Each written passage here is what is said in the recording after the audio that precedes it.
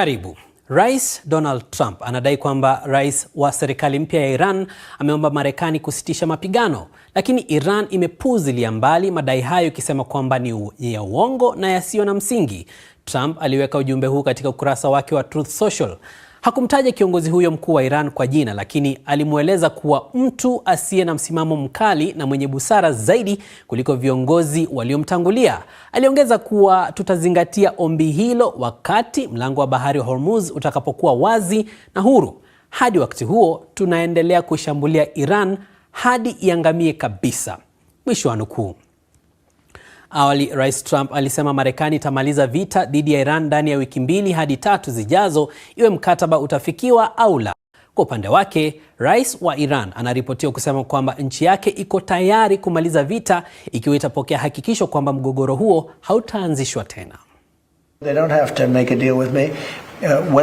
Hawatahitajika kufanya makubaliano nami. Tunapohisi kuwa wana azimio la muda mrefu na hawawezi kuunda silaha za nyuklia, basi tutaondoka. Ikiwa tuna makubaliano au la, haina maana.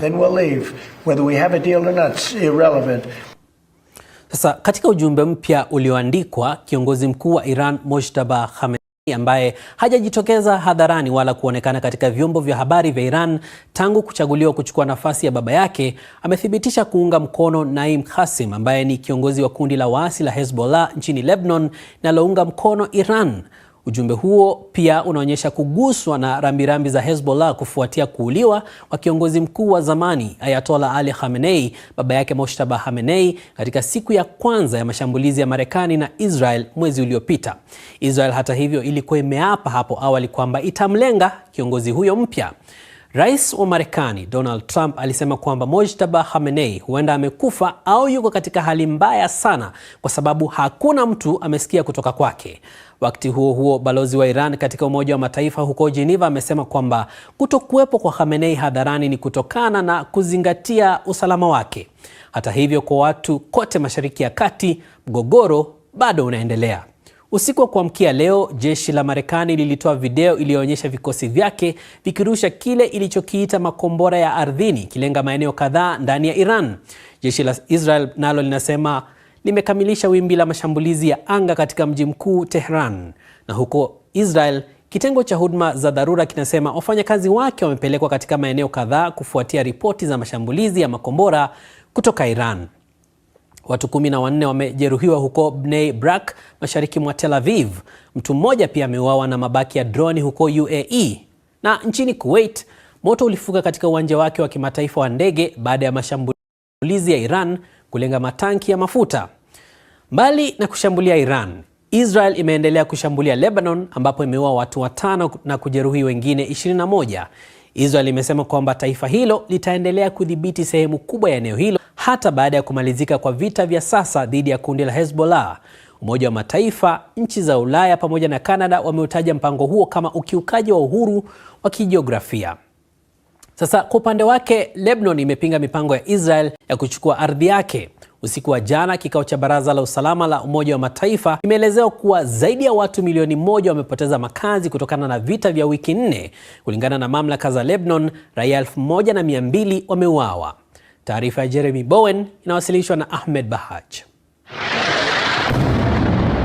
Hivi ndivyo hali ilivyokuwa Beirut jana Jumanne. Shambulizi lingine la Israel ni shambulizi ambalo lilikuwa muhimu kufanyika. Israel inasema kwa usalama wa raia wake na kuimaliza Hezbollah, kundi la wapiganaji na vuguvugu la kisiasa linaloshirikiana na Iran. Huku macho ya dunia yakiwa Iran na katika Ghuba, Israeli inashambulia vikali Lebanon, ikisema kwamba nia yao ni kulipiza kisasi mashambulizi ya Hezbollah baada ya Israeli na Marekani kuanza vita na Iran.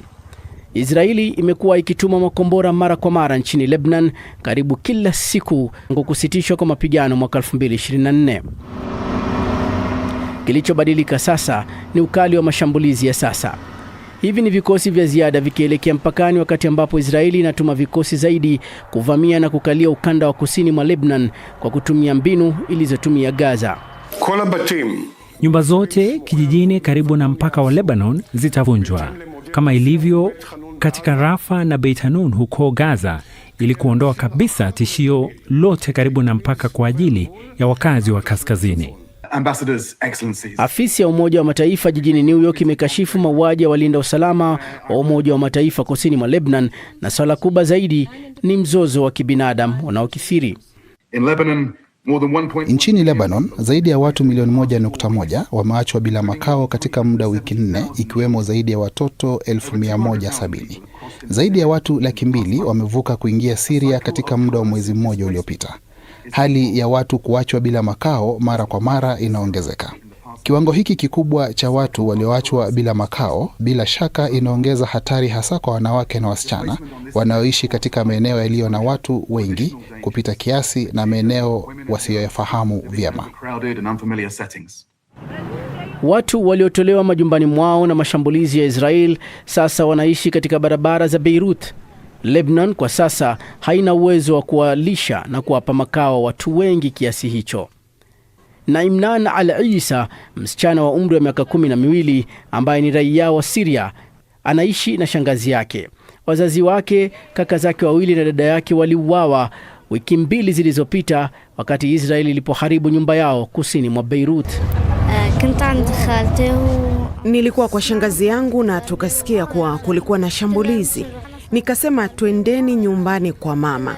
Tulikwenda na tukakuta jengo lilikuwa limemwangukia mama na baba. Ninatumai kwamba nitaweza kurudi tena shuleni. Ninatumai kwamba nitacheza tena na marafiki zangu, na pia maisha yatakuwa kama ilivyokuwa awali. Inatisha. Ninatumai kutakuwa kuzuri. Mwanadiplomasia mkongwe wa Lebanon ameniambia mashambulizi ya Israel kwa Lebanon yanaongeza uungwaji mkono wa Hezbollah, mshirika wa Iran. Sasa tuangazie athari ya mzozo huu, ambapo serikali nchini Tanzania imetangaza bei mpya ya juu ya mafuta inayoanza kutekelezwa leo Jumatano, ikisema kupanda kwa bei hizo kumetokana na ongezeko kubwa linalosababishwa na mzozo unaoendelea Mashariki ya Kati. Bei ya lita moja ya petroli jijini Dar es Salaam imepanda kwa shilingi 956 za Tanzania, ambayo ni sawa na dola senti 37. Je, hatua hii imechukuliwaje? Frank Mavura na maelezo zaidi. Mamlaka ya udhibiti wa huduma za nishati na maji EWURA imetangaza ongezeko la bei ya mafuta la dola 0.37, hatua ambayo imesababisha kupanda kwa nauli za usafiri nchini kote. Ongezeko hilo la bei ya mafuta limehusishwa na mvutano unaoendelea kati ya Marekani na Iran. Hatujalipokea kwa nani sana kwa furaha hili jambo la kupandishwa kwa mafuta, lakini sisi kama wananchi tulikuwa tunaiomba serikali wajaribu kufanya namna hayo mafuta yashuke, kwa sababu serikali inahifadhi jara kwa miaka mingi zaidi la mafuta. Walikuta mtu akaa maskani kuanzia asubuhi mpaka jioni, una shilingi 7,000 8,000, kwa sababu mtu ukiwaambia kama sehemu ya kwenda zamani kupo kwenda shilingi 7,000 atoe shilingi 15,000 au shilingi 13,000, ataka bei ile ya zamani. Kupanda kwa bei ya mafuta kumeniathiri kiuchumi sana sana. Bajeti yangu imeharibika kwa sababu sasa vitu ambavyo nilikuwa na mipango navyo kufanya hiki unakuta natumia kwa ajili ya mafuta. Kwa kweli kwa kupanda kwa mafuta lazima sisi tutapandisha bei. Sehemu ya 1,000 tunaenda 2,000. Sehemu ya 2,000 tunaenda 4,000 au 3,000 kutokana na upandaji wa mafuta. Mamlaka ya mwisho ya mafuta kupanda au kushuka ni nchi husika na serikali ya nchi husika. Sisi hatununui mafuta kwa bei za nje tu. Tukishanunua mafuta yakishaingia hapa, kuna kodi za Tanzania ambazo ndo zinafanya mafuta yawe gharama zaidi. Serikali kupitia wizara imesema kwamba inayo akiba ya kutosha ya mafuta inayotosha kwa zaidi ya miezi 2.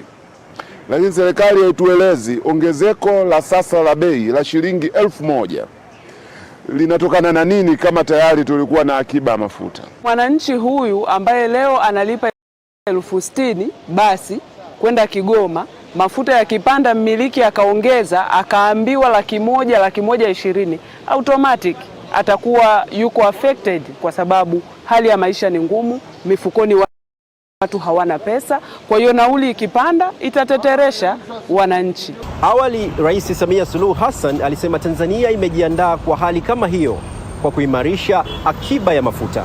Misukosuko iliyotokea hapa karibuni wiki iliyopita na tunayoendelea nayo tayari imeshapandisha bei ya mafuta kwa 13% mpaka jana.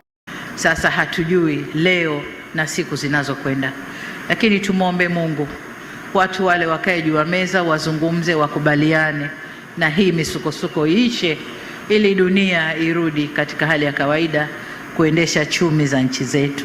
Mwanzoni hapa sisi kama bunge tunaweza kushauri serikali kwamba itazame namna ya kuweka ruzuku kwenye bei za mafuta, na pengine mbali na kuweka ruzuku tu, kuna tozo nyingine ambazo kama zinaweza zikaahirishwa, ambazo serikali iliridhia ziwekwe kwenye mafuta, na zinaweza zikaondolewa ili kwa angalau bei ya mafuta iweze kushuka chini kidogo. Kupanda kwa bei za mafuta kumetajwa kuwa moja ya sababu kuu zinazochangia kuongezeka kwa gharama za maisha. Frank Mavura, BBC, Dar es Salaam.